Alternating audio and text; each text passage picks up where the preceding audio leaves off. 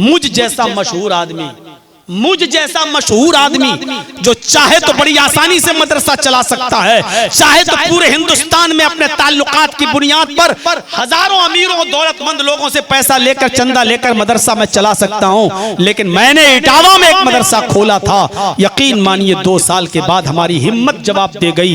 ताने नहीं सुन पाए। किसी ने कहा अरे चलाते हैं तो इतना खा जाते होंगे, इतना चंदा होता होगा, इतना खा जाते होंगे, ये कर जाते होंगे। मैंने कहा भैया मेरे लिए तकरीर वाली जिंदगी बेहतर है। मदरसा मैंने छोड़ दिया, बंद कर दिया।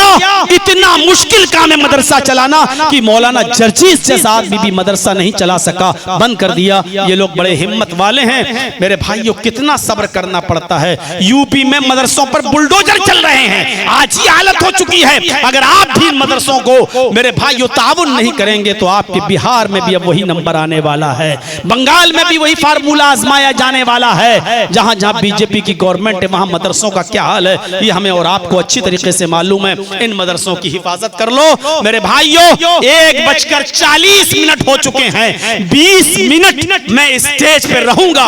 2 बजे तक आपसे मेरी सिर्फ इतनी सी गुजारिश है कि आप मेरे हाथ पर इस इदारे के लिए ताउन करें, ताकि मुझे लगे कि आप आज भी हमसे मोहब्बत करते हैं और मेरी बात मानते हैं। मैं ये भी इस इदारे के लिए मांग रहा हूं, अगर इस्लाम में हाथ जोड़ना जायज होता तो मैं आपके हाथ जोड़ लेता और अपना दामन फैला देता कि इस इदारे के लिए कुछ दीजिए। लिहाजा मेरी तकरीर बस यहीं पर खत्म होती है। अब 15 मिनट 20 मिनट बैठकर मैं इस इदारे के लिए आपके पास बैठूंगा और आपसे इस इदारे के लिए ज्यादा से ज्यादा ताउन मांगूंगा। लाइए मेरे हाथ पर देते जाइए और मुसाफा भी करते जाइए। अल्लाह ताला आपको इसका अजर अजीम अता फरमाए। इलाहुल आलमीन इस्लाम की मोहब्बत हमारे दिलों में पैदा फरमा दे। अल्लाह रब्बुल आलमीन जब तक तो हमें जिंदा रख, इस्लाम पे जिंदा रखना।